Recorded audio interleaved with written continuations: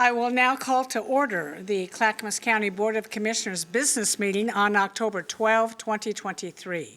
County Administrator Gary Schmidt, would you please take the roll? Yes, Chair Smith. First, our staff support today. Clerk to the Board, Tony Marinick.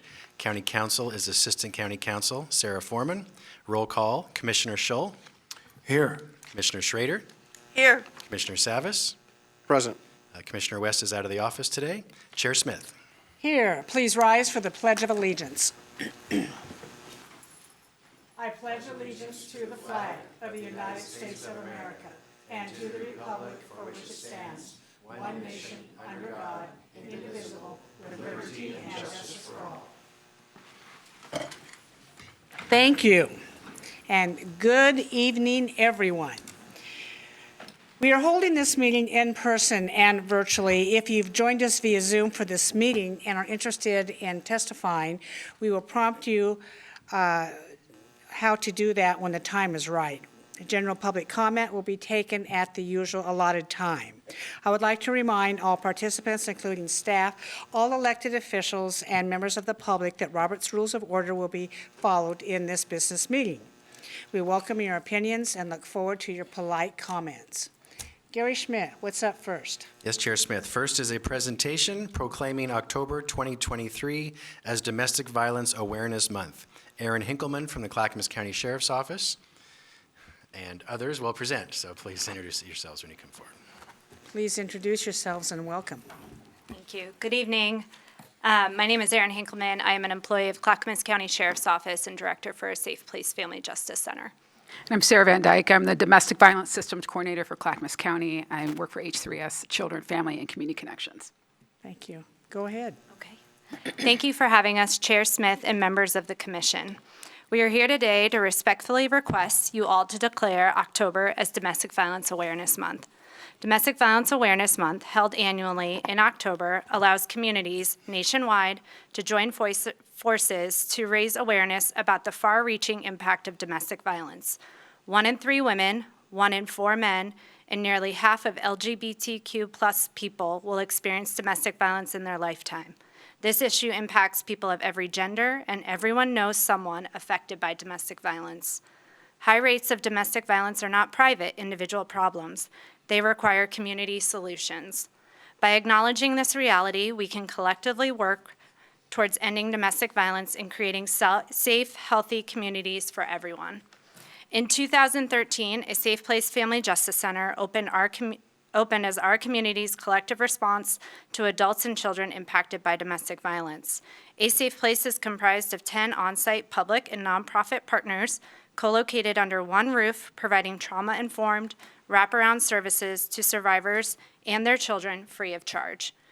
In 2022, A Safe Place provided support and advocacy to 628 survivors seeking services at the center for the first time, and 1,553 visits for services, including 343 children accompanying their caregiver. A Safe Place is a one-stop shop where survivors can walk in without an appointment to speak with an advocate about their situation, discuss ways to stay safe, find out about housing resources, receive counseling, attend a support group, apply for financial benefits, file a restraining order, speak with a civil legal attorney, or make a report to law enforcement.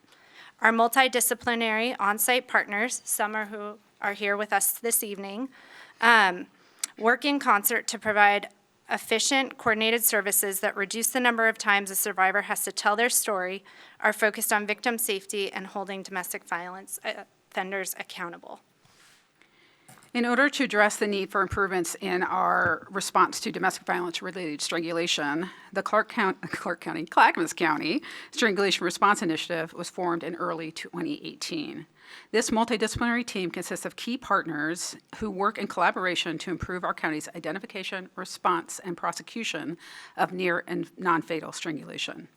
In 2022, the Sheriff's Office recorded 160 felony strangulation offenses, and between 2018 and 2022, the District Attorney's Office received an increase in 74% in referred strangulation charges and a 45% increase in strangulation charges filed.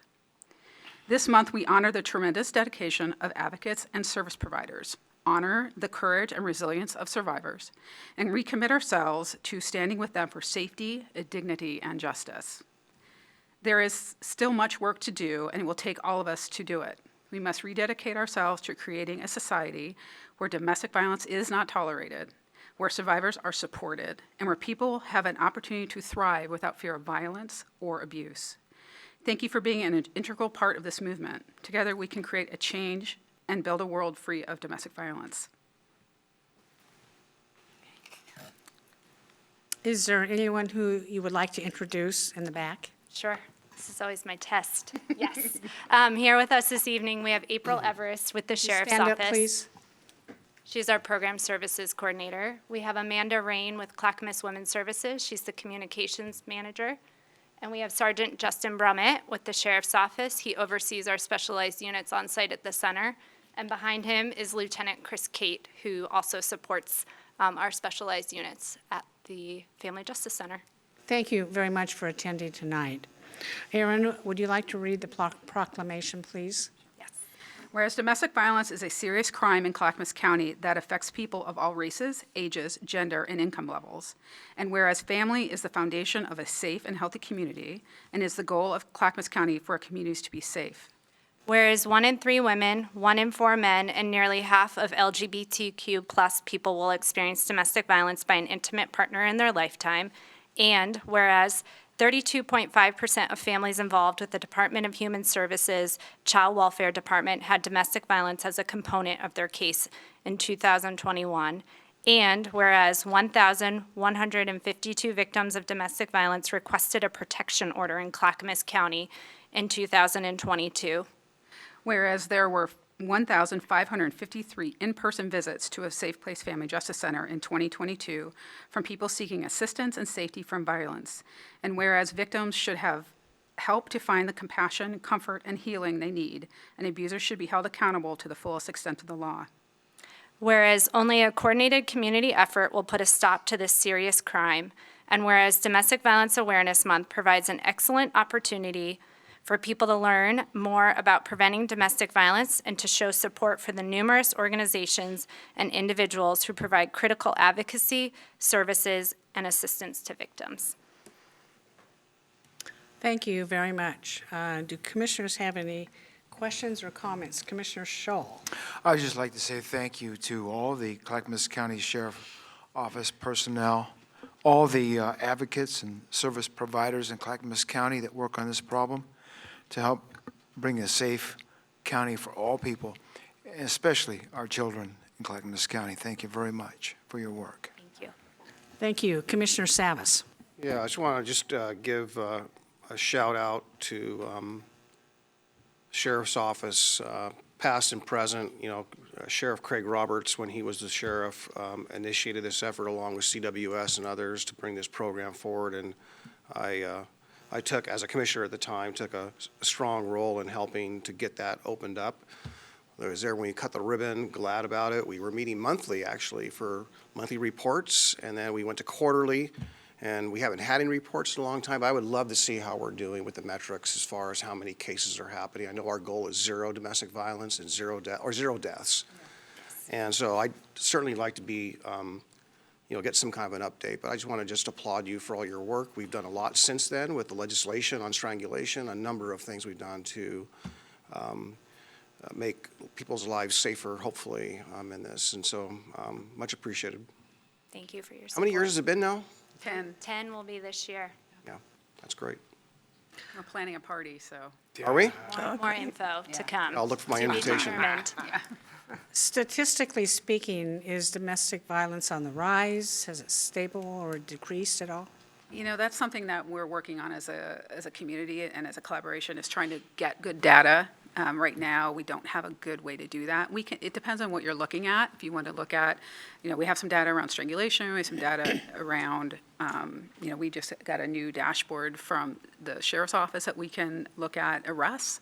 So we're working really hard at trying to get a better handle on what is the level of domestic violence in our community. Because we have lots of different data that shows us the number of arrests, the number of charges, the number of folks going to the Family Justice Center, number of restraining orders. We can look at those numbers, but putting that into a picture that we can say, domestic violence really is stable in our community, or we have an increase in this kind of domestic violence or that kind of domestic violence, we're not able to do that yet. So the visits to the Family Justice Center, you certainly know what that is over last year. Has that increased or decreased? It has increased, so I would say It in has 20. what? I'm sorry, I didn't It's hear. increased, yes. So pre-pandemic, we averaged 21 to 25 participants per day coming into the center. That shifted a lot in 2020. Our numbers are continuing to increase, so we went from about averaging 4 to 6, we're up to 13. So looking at this past month, we're doing about 70% of the protective orders that are being filed in the county up at the FJC in the last month, and we're probably averaging around 15 folks accessing services per day. So it continues to increase for in-person services each month. Wow, thank you. Commissioner Schrader? Yeah, way back when I used to be on the board before the Justice Center was in existence. So I remember getting that up and running, and I'm glad we have it. I have a daughter that's a prosecutor in Boston that does all the domestic violence cases.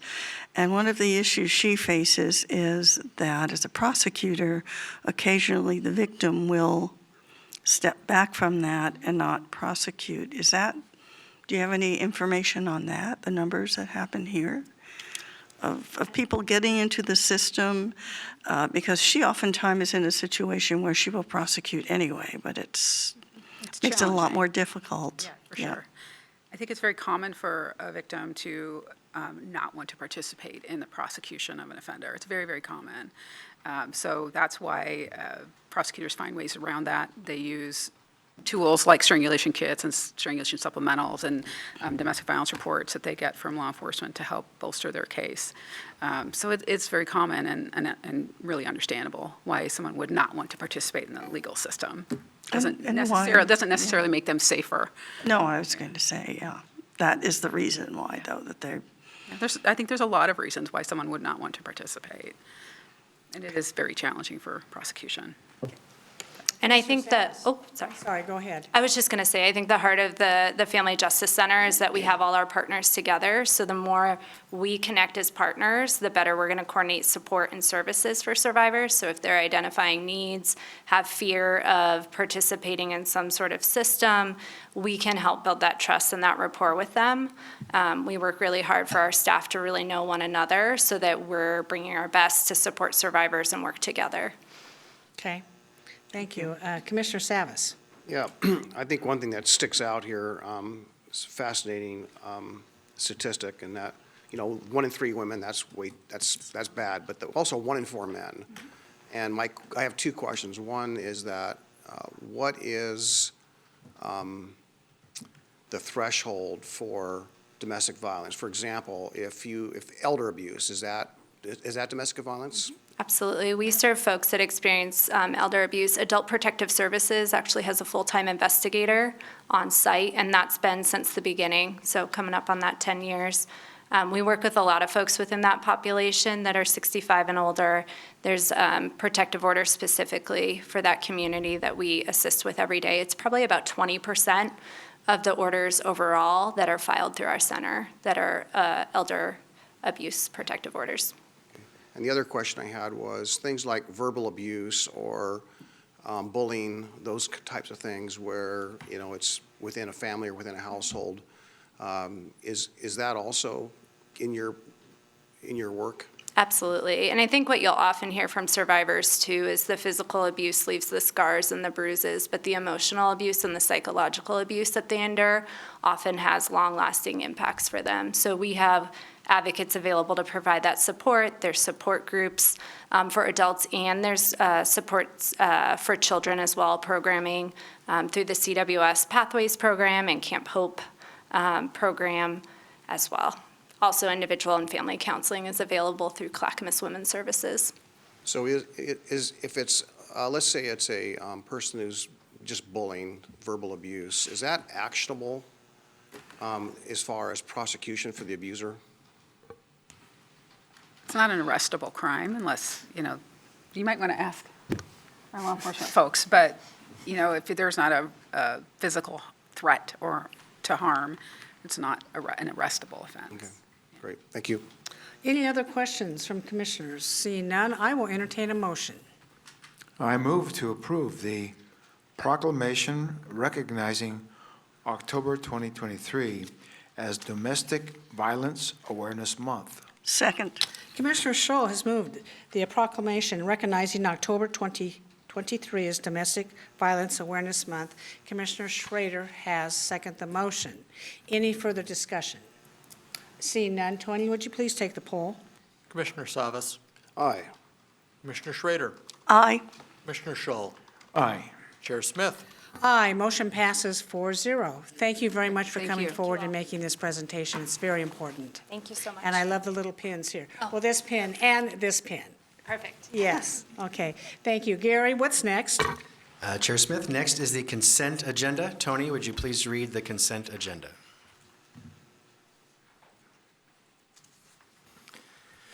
Elected officials, item 1, approval of previous business meeting minutes for the Board of County Commissioners. Transportation and Development, item 1, approval to apply for a local bridge program grant from the Oregon Department of Transportation for construction funding to replace the Bull Run River Bridge. Grant value is $16,151,400.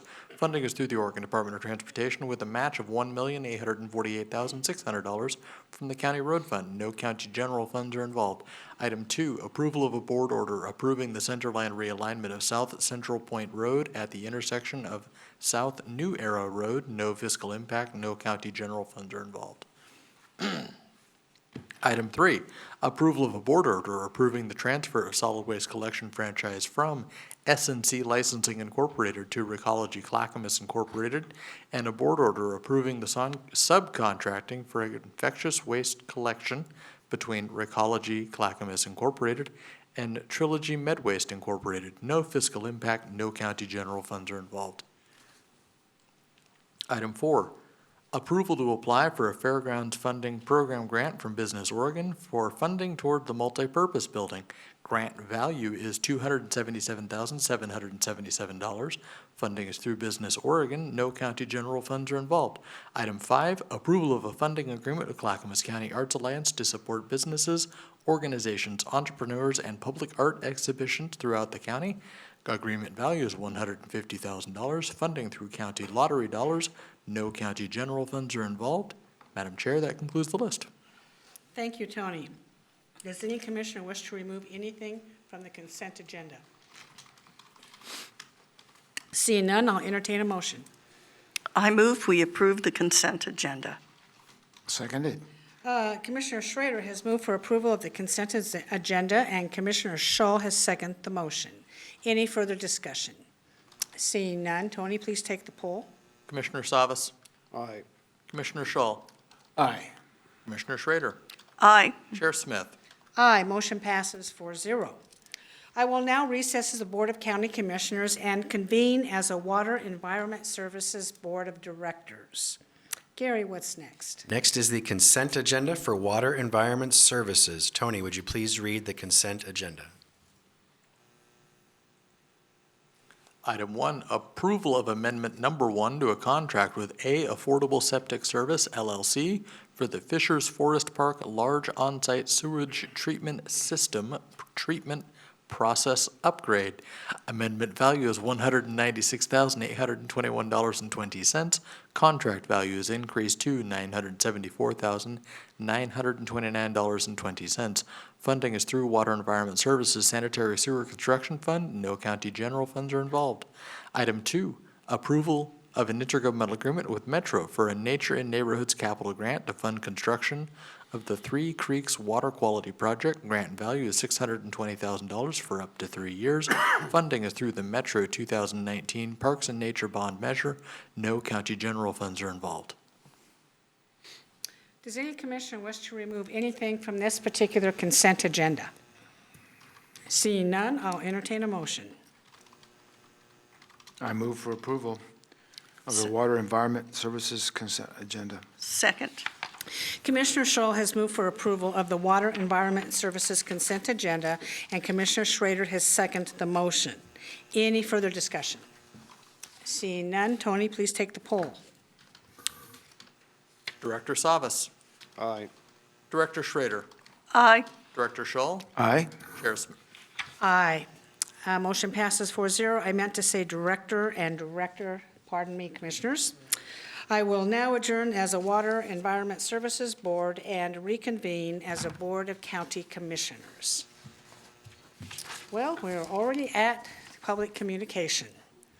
This portion of the agenda is limited to items of county business which are properly the object of board consideration and should be nonpartisan in nature, as the BCC is a nonpartisan governing body under Oregon Revised Statute and County Code. Testimony is limited to 3 minutes, and comments shall be respectful and courteous to all. As a reminder, you can email submissions for public communication at bcc@clackamas.us, and these will be accepted as part of the record. I will now open the meeting for public testimony, and I will take the in-person testimony first. Anyone who would like to testify can fill out a blue card, and Tony will pick it up. Up first is Les Poole. Please state your name and area of residence.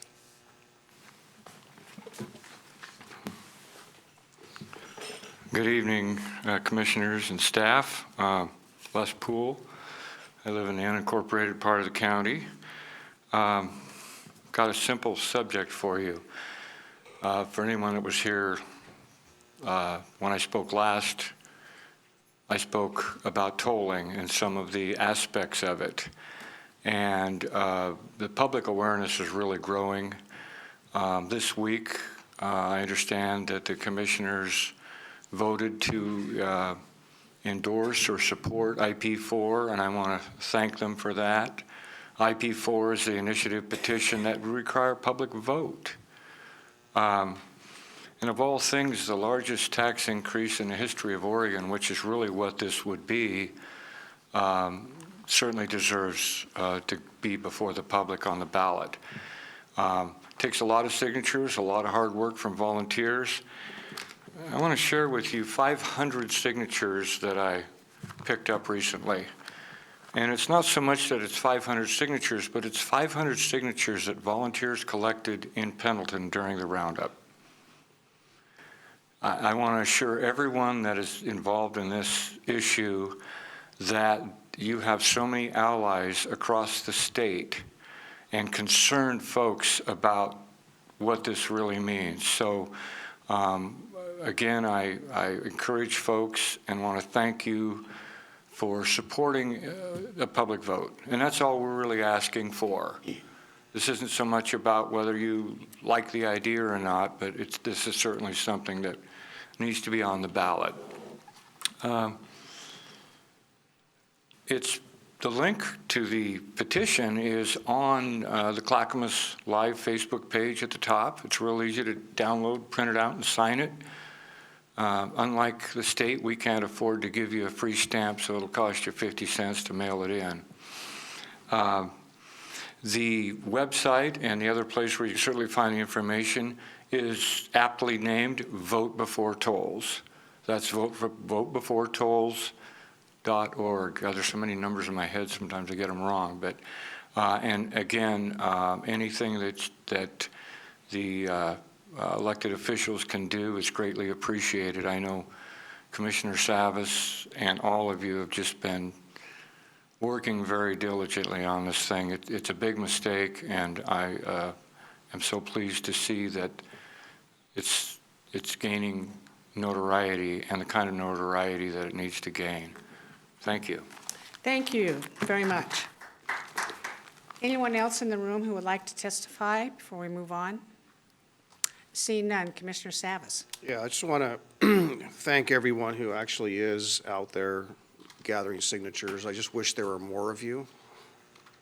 Often there are a lot of places and opportunities where there's really no one there doing it, but there are some. So I want to make sure that those who are actually doing that just know that, that it's appreciated.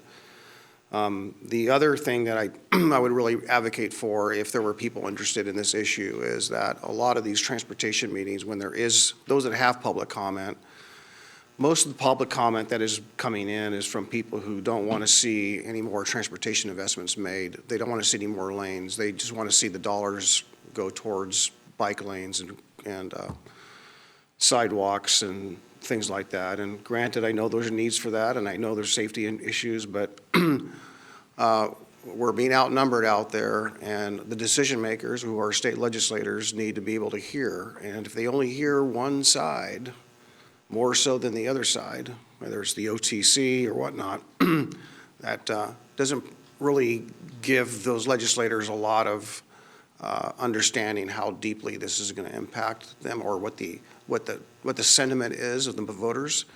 So therefore, I think if this signatures do make it, and there's adequate enough, there'll be an opportunity for the public to speak. My concern is that the time is running out. Thank you. Tony, is there anyone online who wishes to speak? If you would like to testify, please use the raise hand feature, and I will call on you in the order received. Madam Chair, I do not have any hands raised. Okay, I will now close the public communication portion of this meeting and move on. Gary, what's next? Next is County Administrator Update. That's me. I like to share amazing work of our county employees during my time. Today, I want to remind you, several months ago, I told you that Clackamas Water Environment Services employee, Bob Skinner, who's a sanitary and stormwater technician, participated in the Oregon Rodeo Competition, which is ROAD, Road, EO, competition, which is sponsored by the American Public Works Association. What it does is this competition requires heavy machine operators to maneuver through obstacle courses designed to test skills for smooth operation, dexterity, and problem solving. Bob finished second in that competition for the state of Oregon back in April this year, which meant he got to go to the National Equipment Rodeo Competition, ROAD, Rodeo, in San Diego a few weeks ago. Out of over 60 competitors from the United States and Canada, Bob came in 10th place and 12th place, so in the top 15% in two separate operator competitions involving an excavator and a backhoe. He performed complex tasks and received high marks from the judges on speed, agility, and finesse. So what does this mean? It means our employees in Water Environment Services, and Bob in particular, do their skill with grace and class and professionalism when they're helping make sure your toilets flush and everything works appropriately. So thank you to Bob Skinner. Congratulations. His trip, by the way, was paid for by the American Public Works Association. No public dollars. Congratulations, Bob, and our staff at Water Environment Services. That is my update for tonight, Chair. Thank you, Gary. Now we will go to Commissioner Communication. First, Commissioner Savas. Yeah, just to keep on the theme of tolling a little bit, just a little bit of history. I think it's important for this board to, as soon as possible, take a position on this matter. And I'll explain what I'm speaking about. Years back in 2015 and 16, we were tasked with, on the transportation side, is coming up with a funding mechanism for future transportation projects. And a lot of ideas came up, but really knowing that there was going to be a transportation project when Governor Brown was governor, she was doing a tour in 2016 around the state to figure out what was the most important thing or the top priorities for people around the state.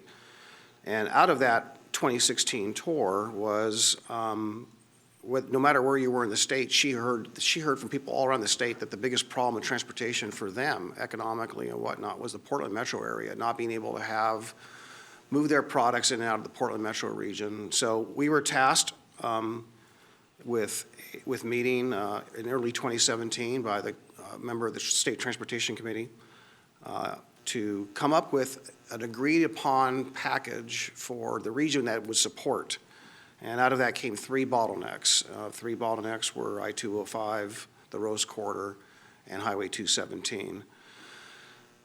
And the recommendation was, an expectation was to raise the gas tax and the road user, not the road user fee, but the weight mile tax that the truckers pay and so forth. And unfortunately, we were in there with high hopes, but they did pass and approve those particular projects, but they did not they fund all but two of the projects. They funded with gas tax increases phased in.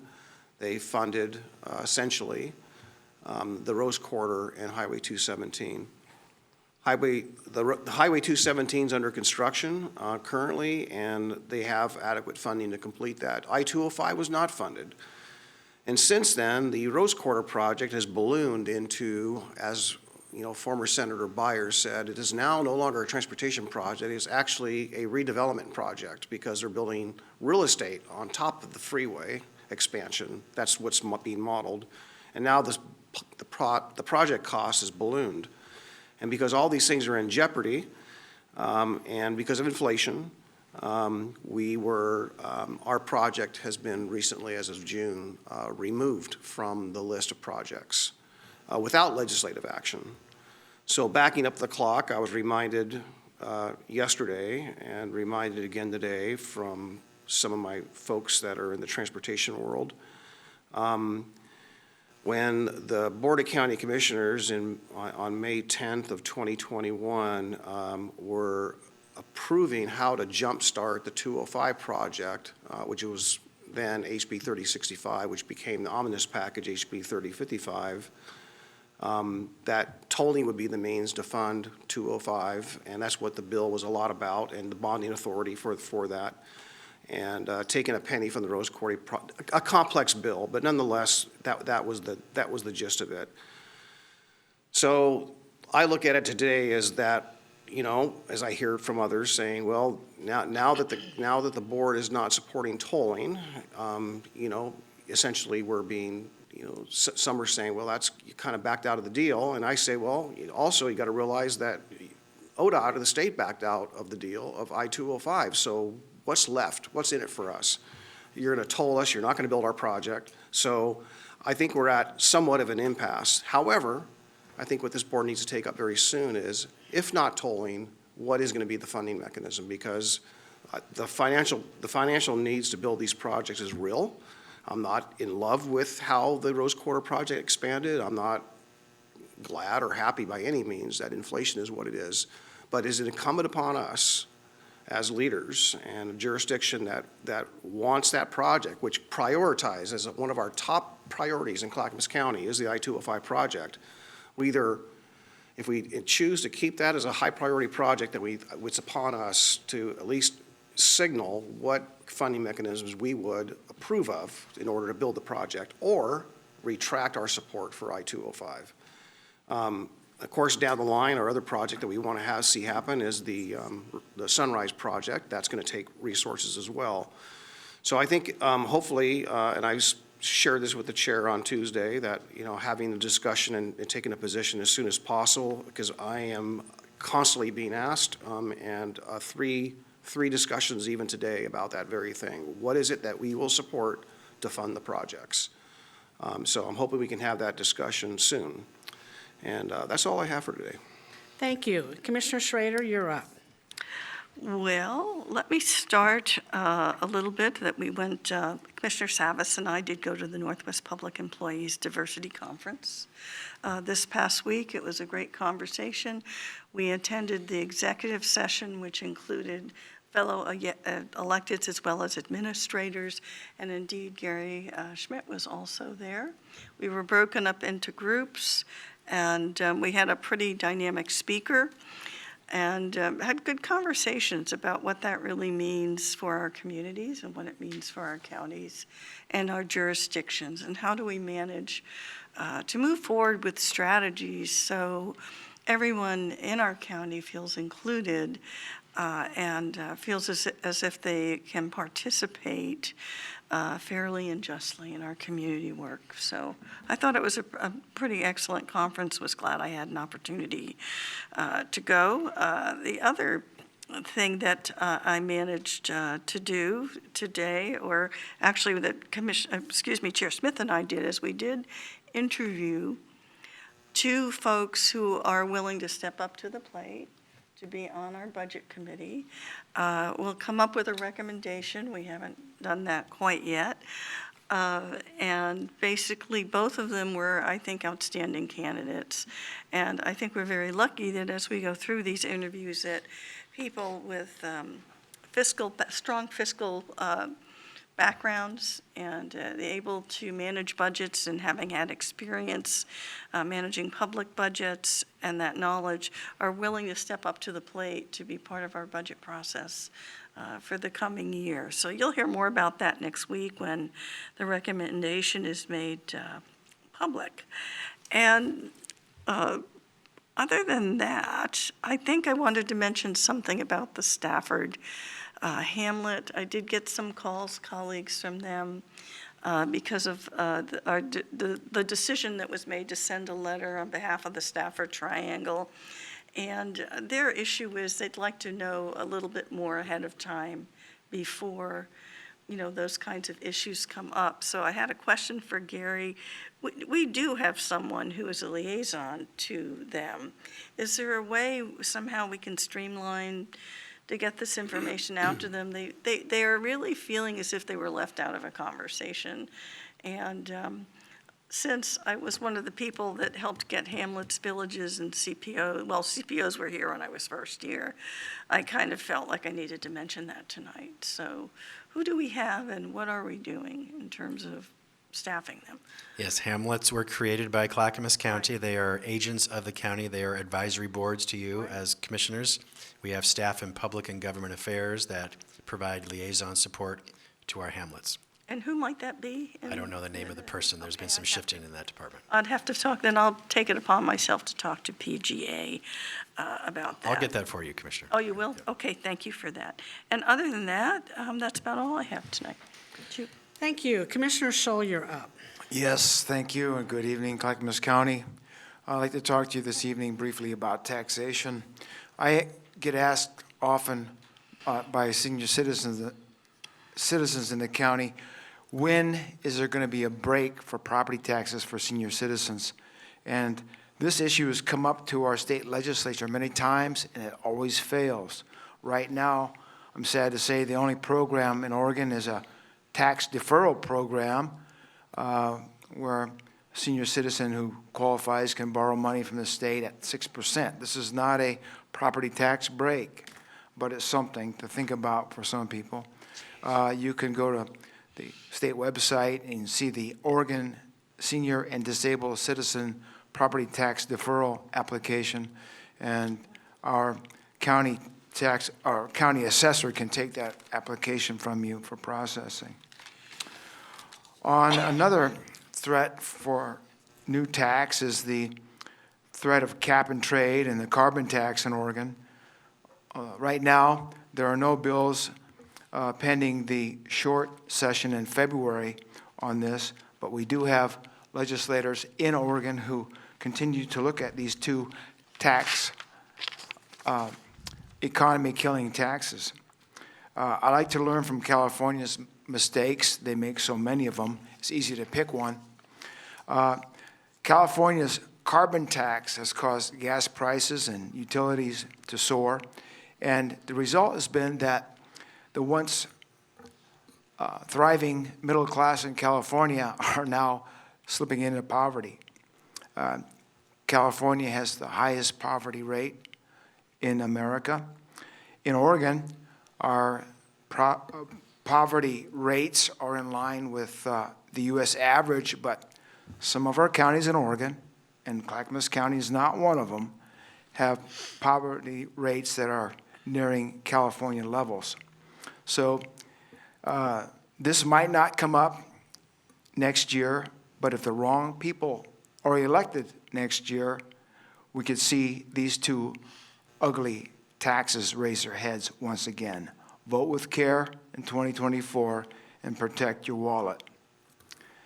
One of the things that is causing this tax issue and people to look at these radical taxes is the PERS deficit, which some people consider to be some $50 billion short in the coming decades.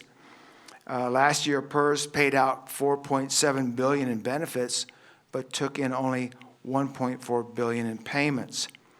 This is a bad combination. Before the train comes off the tracks and falls into the abyss of insolvency, we need to look at where we can cut the cost of government in any way we can. And I'll be working on that. As I mentioned last week, the county administrators presented me with some 10,000 pages to look over, and I will keep scrubbing through it till I can find something to save. On the kicker, you all know about the kicker.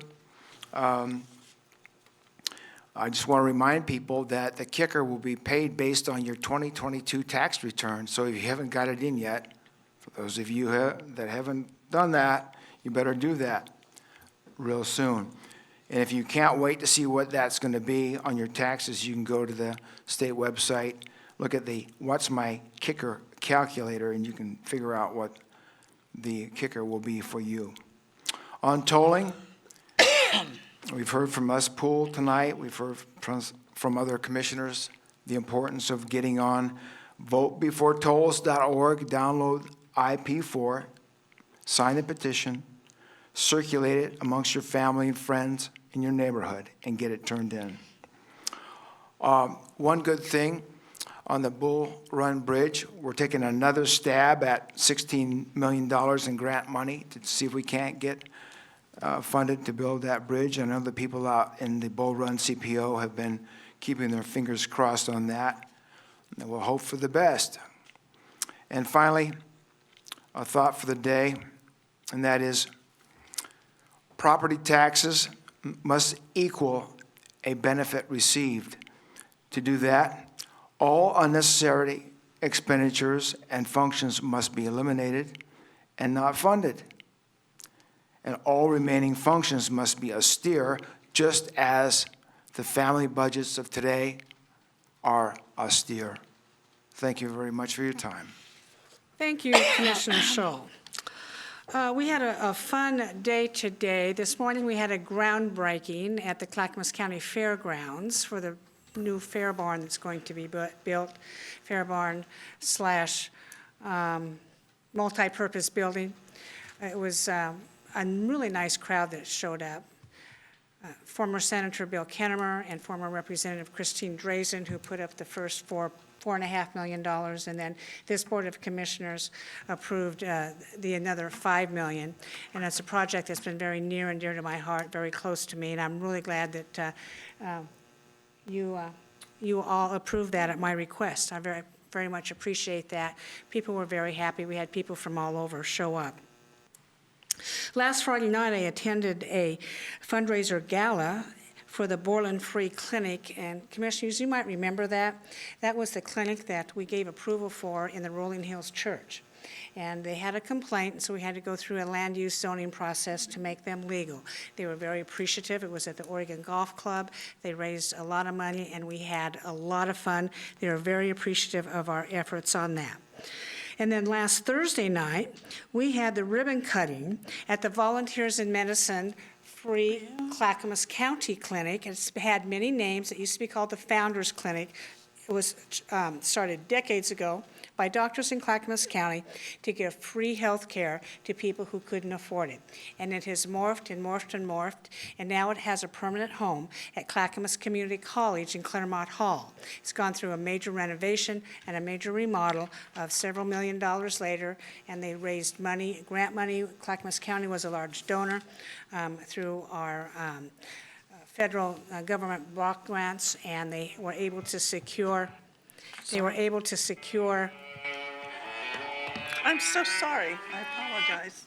They were able to secure private grants for that as well. And they have doctors, they have nurses. And the nice thing about it, it's a door to the Clackamas Community College where there's several medical programs that students can access. So that was a good time had by all. This afternoon, I did an interview with Channel 2 News, and they wanted to know about our support of allowing people to vote on tolls. And some would think that we just put a kibosh on the tolls. The only thing this board did was say, hey, we support people's right to vote on the largest tax increase in the state of Oregon. And they have about 200,000 signatures that they need to gather to move forward on that. And so I don't believe ODOT or even the Oregon legislature will consider any other funding proposal until tolls is off the table permanently. The governor has put a 2-year pause. We're almost 6 months into that now on tolling, but it's not a stop. It's just a pause. Efforts are still continuing to toll Clackamas County residents. Even if we were to have another funding source in Clackamas County, there is no guarantee that it will be spent on Clackamas County roads. But Commissioner Savas, I'm open to your ideas. As you say, you've served on these committees for 13 years. I'm sure that you've heard many different proposals for raising money and how to fix our roads, and I'm more than willing to listen to your proposals through this Board of County Commissioners when you want to bring those forward. But we can only make recommendations. We have no ability to pass state funding for state highways or interstate roads. Commissioner Savas, your light is on. Yeah, I just wanted, you have to put my light on when Commissioner Scholl was speaking about the carbon tax. There already is one that was passed by, I was sure, a governor's order or an emergency order when Governor Brown was governor. So just so you know that whether it's home heating oil, gallon of gasoline, or part of your power bill, it's a portion of that is now and will grow, by the way. Anything to do with energy or that's carbon related is experiencing increases. That's why our gasoline is higher per gallon than it is in the state of Idaho, for example. So all 3 western states have a portion of the gas tax that has got a carbon element to it. Okay, any other comments from anybody? Seeing no further business before this commission, we are adjourned.